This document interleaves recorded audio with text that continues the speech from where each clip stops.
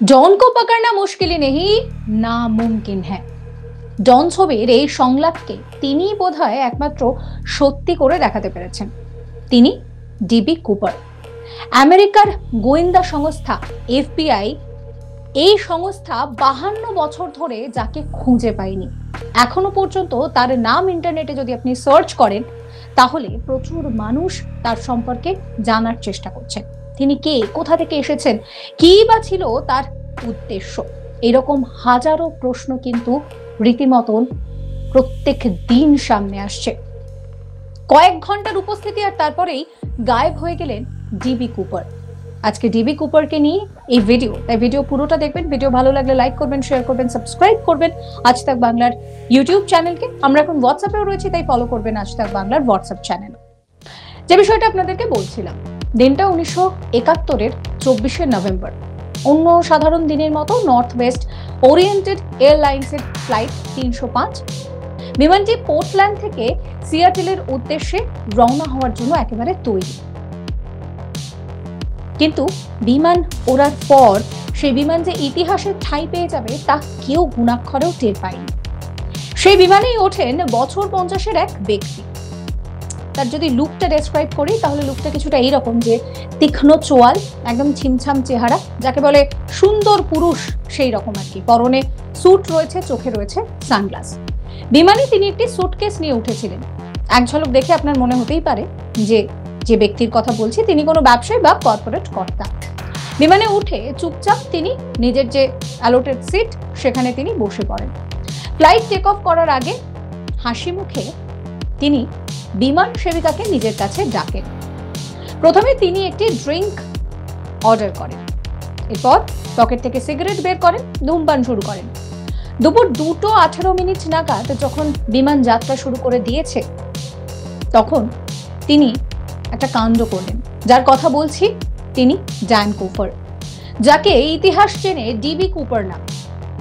বিমান ওড়ার পর তিনি বিমান সেবিকাকে স্বল্প হেসে ডেকে পাঠালেন, একটা খাম দিলেন। ওই খাম বিমান সেবিকা ফ্লোরেন্স তিনি নিয়ে রেখে দিলেন। তিনি ভাবলেন যে হয়তো আর 5 জনের মতন ডিবি কুপার তিনি নিজের কন্ট্যাক্ট নাম্বার লিখে দিয়েছেন। এরপর আবার ডিবি কুপার তাকে ডাকলেন, ডেকে বললেন যে যে চিঠিটা দিয়েছি সেটা পড়ে দেখুন। আর এক টুকরো কাগজ খাম থেকে বার করে তাতে কি লেখা আছে সেটা পড়ে দেখেই তো ফ্লোরেন্সের রীতিমতন চক্ষু চড়ক গাছ। সেই সময় কি করা উচিত ফ্লোরেন্সের তার মাথায় আসছে না। এমন সময় ঠান্ডা মাথায় ওই ব্যক্তিটাকে আবারও ডাকলেন, ডেকে বললেন আমার পাশে এসে বসুন। বসার জন্য অনুরোধ করলেন।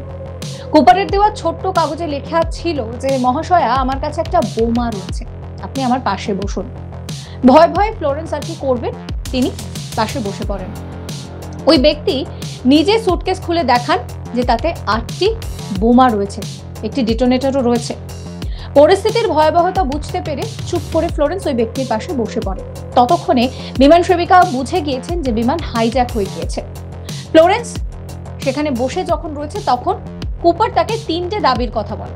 প্রথমত বিকেল 5টার মধ্যে তাকে 2 লাখ নগদ একেবারে ডলার দিতে হবে। এছাড়া দ্বিতীয় দাবি হচ্ছে বিমানে তাকে 2টো প্যারাসুট পাঠাতে হবে। আর তৃতীয় হচ্ছে সিয়াটেল বিমানবন্দরে একটা জ্বালানি ভর্তি ট্রাক তার জন্য বন্দোবস্ত করতে হবে।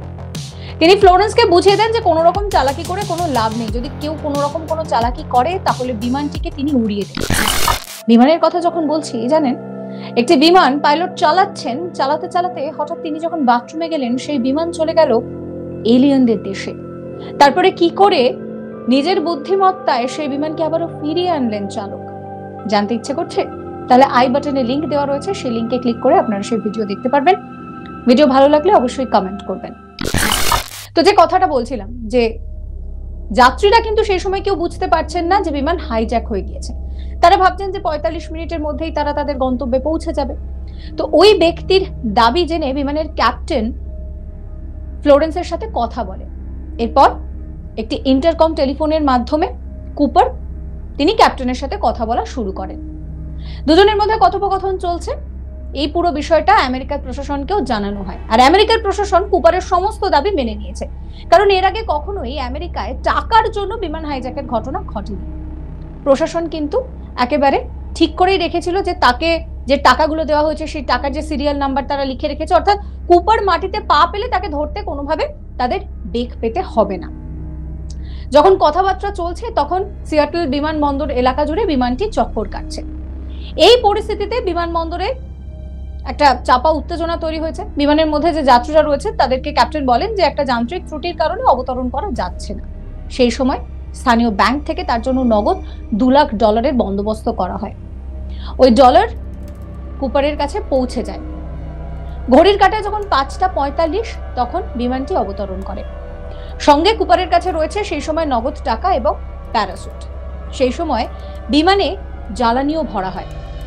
এই পরিস্থিতিতে দাঁড়িয়ে কুপার 35 জন যাত্রীকে মুক্তি দিয়ে দেন, আর তার সঙ্গে বিমান চালক এবং 2 জন ফ্লাইট অ্যাটেন্ডেন্টকে নিয়ে তিনি বিমান ওড়াতে বলেন। মেক্সিকোর রাজধানী, সেখানে কিন্তু তিনি বিমানটিকে উড়িয়ে নিয়ে যেতে বলেন। কিন্তু যেহেতু জ্বালানি খুব বেশি ছিল না, তাই জন্য মেক্সিকো সিটিতে যাওয়াটা খুব একটা সম্ভব ছিল না। এই সময় পর্বে দাঁড়িয়ে বিমানের উচ্চতা কত হবে না হবে সমস্ত কিছু তিনি বলে দিয়েছিলেন। তিনি বলেছিলেন রিনো অথবা ফিনিক্সে জ্বালানি ভরতে পারেন। রিনোতে বিমান নামার বিষয়ে চূড়ান্ত সিদ্ধান্ত নেওয়া হয়। আর সেই সময় কিন্তু এই বিমানটাকে 2টো যুদ্ধ বিমান ফলো করছে। একসময় বিমান সেবিকা ককপিটে এসে কুপারকে নির্দেশ দেন যে রাতের অন্ধকারে বিমানটা নামানোর প্রস্তুতি নেওয়া হচ্ছে, বিমান চালক নামানোর চেষ্টা করছে। এই পরিস্থিতি যখন চলছে, হঠাৎ করে বিমানের দরজা খুলে কুপার নিজের কোমরে প্যারাসুট বেঁধে ঝাঁপ কাটেন। তার দাবি যে ওই সময় কেউ না থাকার সুযোগ নিয়ে বিমানের সিঁড়ি খুলে উড়ন্ত বিমান থেকে প্যারাসুটে করে কুপার ঝাঁপ দেন। আর ব্যাস, তারপর থেকে কুপারের আর কোনো রকম কোনো হদিশ পাওয়া যায়নি। গত 52 বছর ধরে কুপার বেপাত্তা। 3 ঘন্টা পর রিনো বিমানবন্দরে যখন বিমান নামলো, তখন তন্ন তন্ন করেও কুপারের কোনো রকম কোনো খোঁজ পাওয়া যায়নি। তবে তাকে দেওয়া যে প্যারাসুট ছিল তার 2টোর মধ্যে একটা কিন্তু বিমানেই পড়েছিল, আর তার সঙ্গে ছিল সিগারেট। পাওয়া গিয়েছিল তার স্বাক্ষর করা একটা বোর্ডিং পাসও। তবে কুপারকে একটি সেনা প্যারাসুট দেওয়া হয়েছিল আর একটা নর্মাল প্যারাসুট দেওয়া হয়েছিল।